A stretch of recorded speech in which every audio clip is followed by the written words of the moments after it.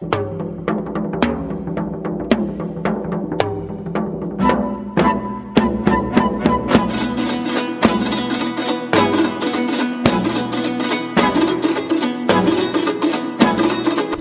жерде Кудай буюрса Бишкекке делегаттар шайланып атканда дагы эң көйгөйлүү бизге керектүү маселелер көтөрүлөт. Элдик курултайда ошо биздин өспүрүмдөрдүн тарбиясы боюнча элдик вакилдер айтып кеткен жанагы коррупция боюнча ошо чечкен маселеси менен келгенбиз.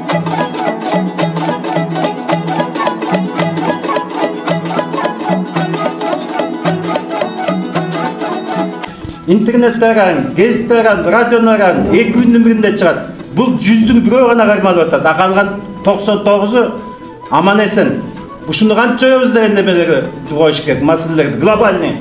Мисалы сиз мисалы үчүн жалпы азыр кичинекей өзүнүн округунда эмес, жалпы чоң бир көйгөйдү айтып атасыз да. Туурабы? Ошону мына сиз бара албайм десеңиз да, бара турган кишиге сунуштап туруп.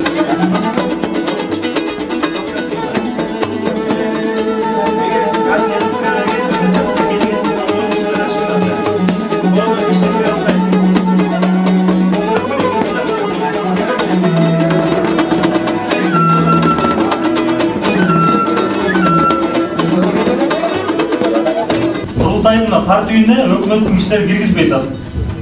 Органда иштеген адамдар кирбейт. Жалаң гана каралбайым адамдардын баарын чакырып туруп, ошонун негизинде делегат тандалып да.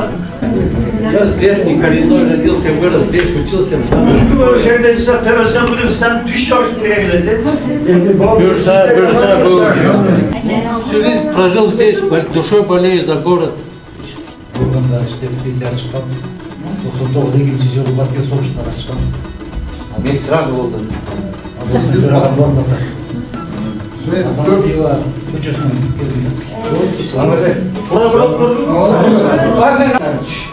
жерде сорокчулук менен торботтун кесишинде турат.